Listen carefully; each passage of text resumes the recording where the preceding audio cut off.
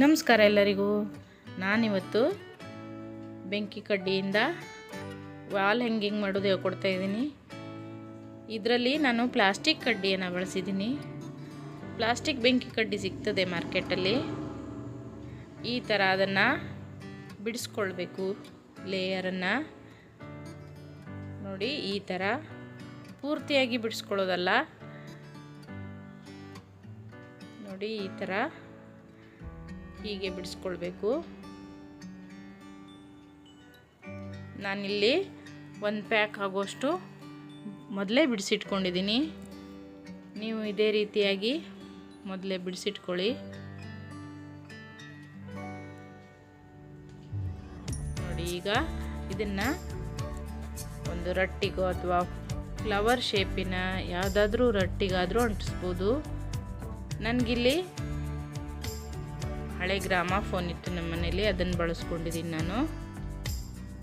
ನೀವು ನಿಮ್ಮ ಅಭಿರುಚಿಗೆ ತಕ್ಕಂತೆ ಇದರಲ್ಲಿ ಫ್ಲವರ್ ಟೈಪು ಮಾಡ್ಬೋದು. ಸಣ್ಣ ಸಣ್ಣ ರೌಂಡಾಗಿ ಕಟ್ ಮಾಡ್ಕೊಳ್ಬೋದು.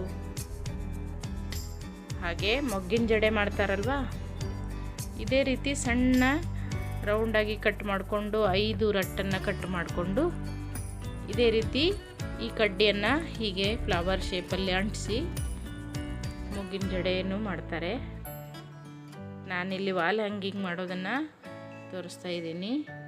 ಹೀಗೆ ಮೊದಲನೇ ರೌಂಡು ಹೀಗೆ ಒಂದರ ಪಕ್ಕ ಒಂದು ಗಮ್ ಹಾಕಿ ಅಂಟಿಸ್ಕೊಂಡು ಈಗ ಎರಡನೇ ರೌಂಡ್ ಮಾಡ್ತಾಯಿದ್ದೀನಿ.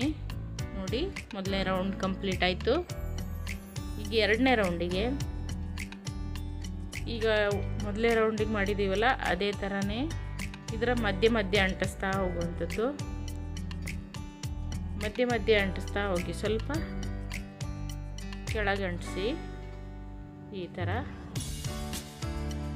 ನೋಡಿ, ಇಲ್ಲಿ ಈ ಥರ ಕೆಳಗೆ ಅಂಟಿಸ್ತಾ ಹೋಗಿ ಹೀಗೆ ಒಂದರ ಪಕ್ಕ ಒಂದು ಇಲ್ಲೂ ಸಹ ಅಂಟಿಸ್ತಾ ಹೋಗುವಂಥದ್ದು. ಇದೆಲ್ಲ ಪೂರ್ತಿ ಆದಮೇಲೆ ಇದಕ್ಕೆ ಕಲರ್ ಹಚ್ಬೋದು. ನಾನೆಲ್ಲಿ ಬೆಂಕಿ ಕಡ್ಡಿದಂತ ಗೊತ್ತಾಗಬೇಕಲ್ವ, ಅದಕ್ಕೆ ಪ್ಲೇನ್ ಇಟ್ಟಿದ್ದೀನಿ. ಹೀಗೆ ಎರಡನೇ ರೌಂಡು ಕಂಪ್ಲೀಟ್ ಮಾಡ್ಕೊಳ್ಬೇಕು.